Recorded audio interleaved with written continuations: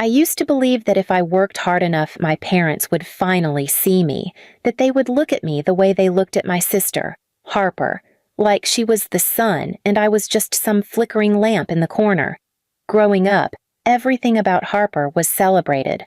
Her average grades were creative brilliance. Her messy room was free spirit energy. Her quitting every activity she ever joined was protecting her mental health. Meanwhile, if I dared to show anything less than perfect, Mom called it failure disguised as effort.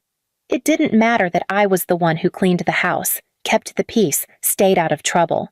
In my parents' eyes, Harper was the shining future and I was the leftover past.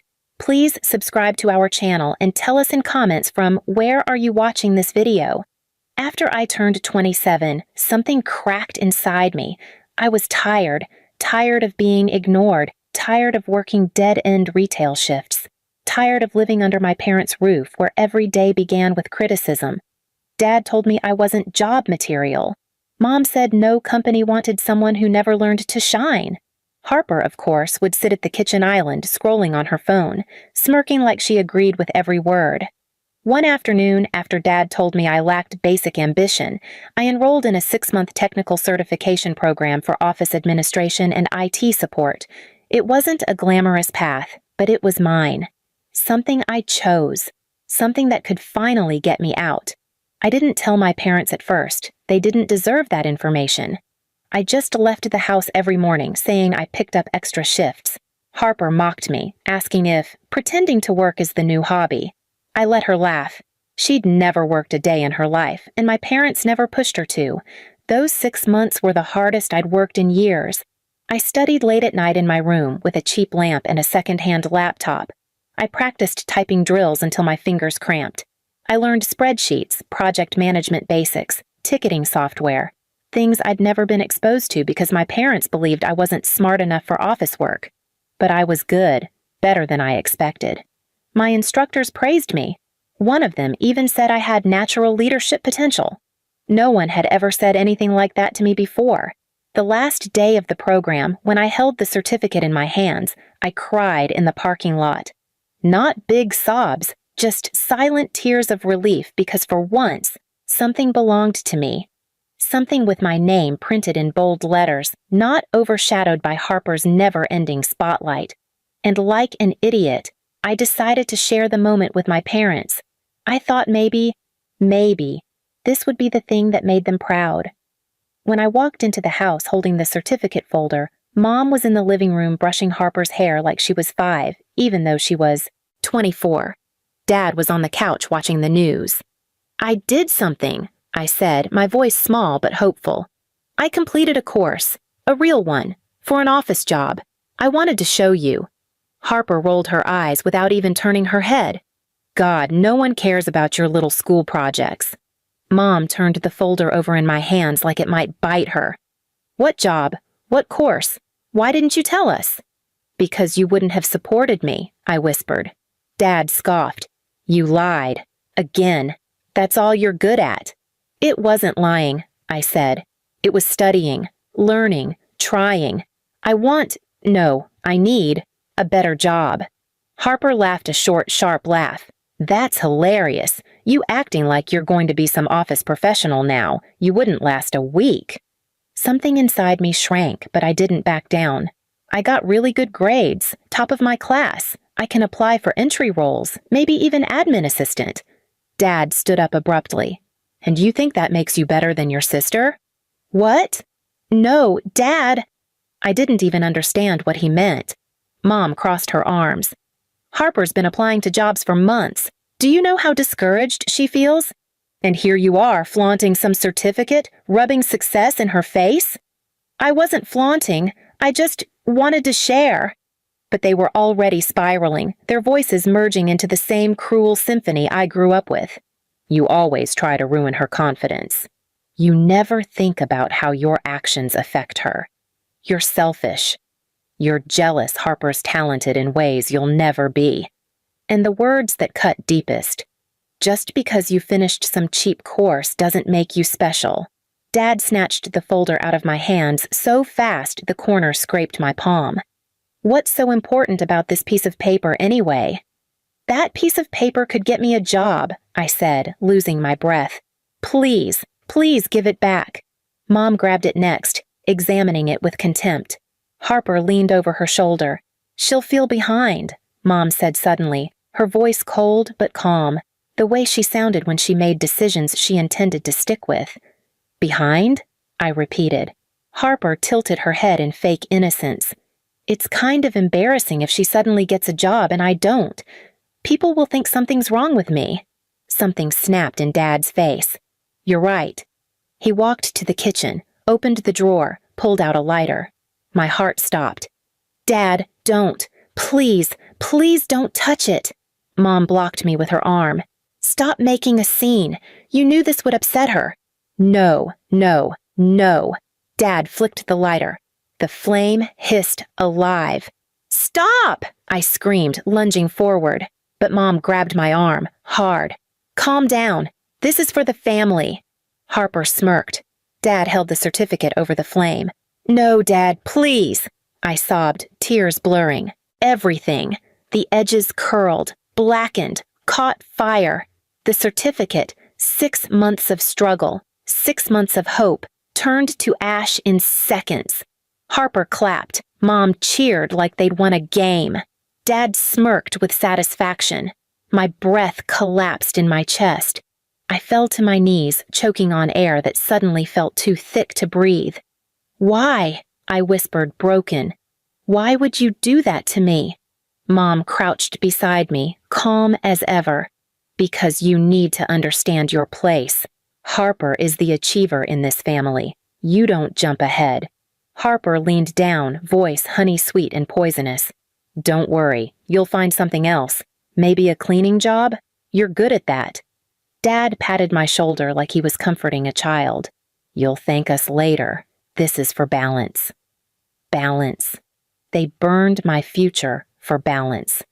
That night, as the smell of burnt paper lingered in the air like a ghost, something inside me hardened into something cold and unshakable. I stared at the ashes on the kitchen counter and realized something with perfect clarity. If I ever wanted a future, I'd have to take it back myself. And I would make them regret the day they destroyed what I earned. Not with silence, not with poetry, with consequences.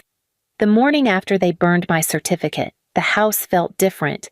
Not quieter, my parents were never quiet, but thinner, like the walls themselves knew something in me had snapped. Harper strutted around the kitchen humming like she'd won a prize. Mom made pancakes for Harper only, and Dad didn't even glance in my direction. Normally, I would have cleaned, cooked, tried to make myself invisible enough not to cause conflict. But this time, I just sat at the table, staring at the scorch marks still left in the sink from where Dad dropped the burning certificate. Mom finally noticed. Are you still sulking?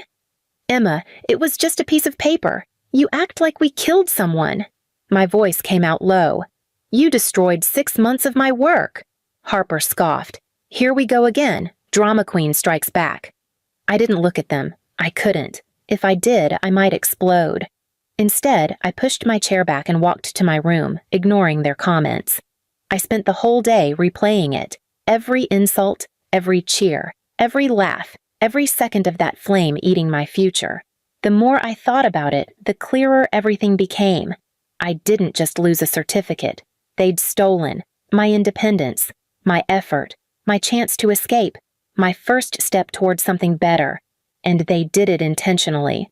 But what they didn't realize was that programs keep digital records, schools keep files, and certificates can be reprinted. What couldn't be reprinted was the image of them cheering as they burned my future. That image became fuel. The next day, my instructor emailed me back, confirming he could issue a replacement certificate, and that employers could verify my completion through the school system regardless of the physical paper. It was like the universe handed me a match of my own. Then, opportunity struck harder. My parents were obsessed with appearances, not morals, not fairness, not love. They cared about how they looked to the neighborhood, the church, and especially the family council my grandfather chaired, which controlled inheritance distributions and property access. My parents constantly bragged to the council about having 2 accomplished daughters they supported equally. They even nominated themselves for a community Family Excellence Award. I was supposed to smile politely when they said it. But now, I had truth. Proof. A story they couldn't spin. The moment I realized I could take from them something they valued far more than money, their status, my revenge took shape, and it wouldn't involve lies, just their own actions held up in the light. That weekend, the family council held its quarterly gathering. My parents dressed up, laughing like nothing happened, bragging about Harper's talents, pretending I was invisible. They never expected I'd show up. They never expected I'd walk into that hall with a folder in my hand. They never expected I'd speak. They certainly never expected anyone to listen. But they would, because this time, I wasn't the quiet daughter. This time, I had nothing left to lose, and everything they feared to expose. I walked into the hall with my replacement certificate tucked inside a clean folder, my heart thundering but my steps steady. The family council met 4 times a year, and every time my parents used it as a stage to brag, polish their image, and remind everyone how perfectly they raised their daughters. They were already in the center of the room, Mom laughing loudly, Dad shaking hands, Harper twirling a strand of her hair like she was posing for a commercial. When they saw me, their faces shifted from annoyance to alarm. Dad's smile fell first. Mom stiffened. Harper whispered, "Oh my God, what is she doing here?" I stepped past them without a word and approached my grandfather, the chair of the council. He was a stern man, but he respected effort and education more than anything else. "Grandpa," I said, holding out the folder, "may I have 2 minutes to speak before the meeting starts?" He looked surprised, but nodded. "Of course, Emma, go ahead." My parents exchanged frantic glances. I didn't climb onto a stage. I didn't raise my voice. I simply stood where everyone could see me and opened my folder. "This," I began softly, "is the certificate I earned after completing a 6-month job training program." A ripple of murmurs moved through the room, curiosity, interest, even approval. Harper stiffened. Mom pressed her lips together. I continued. "I studied every night, worked every day, and earned top marks. I didn't tell my parents at first because I wanted to surprise them." Dad chuckled nervously. "Emma, this isn't—" I kept speaking, never looking at him. "When I brought the certificate home, my parents didn't congratulate me. They didn't even read it." I lifted my eyes to the room. "They burned it." The hall erupted with gasps. I took a breath and delivered the truth cleanly, not screaming, not crying, not exaggerating. They said my achievement would hurt Harper's confidence. They told me I didn't deserve to jump ahead. They cheered while it burned. Grandpa's face hardened instantly. "They burned it?" My voice stayed steady. "Yes, and they told me I should stay in my place." Mom lunged forward. "She's twisting things. We were just—" "Balancing the children?" I said sharply. "Protecting Harper's feelings? Making sure I didn't overshine her?" Harper's mouth flapped open like a fish. The council members, uncles, aunts, cousins, watched my parents with pure disgust. But I wasn't done. I held up the new certificate. "My school reissued it. My completion is verifiable. I can start applying to jobs this week." The room murmured in approval. A few people even clapped. Then I delivered the blow they never saw coming. "I respectfully request that any family awards, nominations, or recognitions my parents applied for be suspended until an honesty and conduct review is completed." Gasps again. Mom looked like she might faint. Dad's face turned bloodless. Grandpa nodded slowly. "That is a fair request." He turned to the council. "All in favor of freezing their nomination for the Family Excellence Award pending review?" Hands shot up across the room. Every single one. My parents stood frozen, humiliated, exposed, powerless. And then I made it permanent. "I'm also requesting my name be removed from any document where my parents claim credit for my education or achievements. They did not help me. They sabotaged me. And I will not let them use my success to polish their reputation." Grandpa placed a firm hand on my shoulder. done. Mom's voice cracked. Emma, you're ruining us. No, I said quietly. You ruined yourselves when you burned what I worked for. And then something unexpected happened. A few family members approached me, not them, offering job leads, connections, and support. Harper watched, jaw tight, realizing everything her parents tried to prevent had just happened in front of her. When the meeting ended, my parents rushed toward me, panic in their eyes. Emma, please, Mom whispered. You don't understand. I stepped back. No, you don't understand. I earned this future, and you don't get to touch it anymore. Dad clenched his fists. You made us look like monsters. I looked him dead in the eyes. You didn't need my help. I walked past them, certificate in hand, back straighter than it had ever been.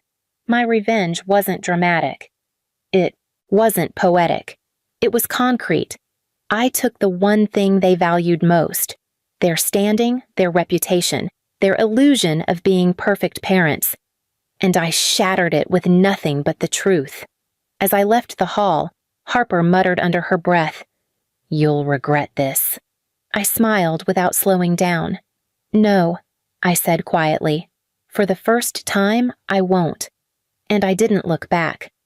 Please subscribe to our channel and tell us in comments from where are you watching this video.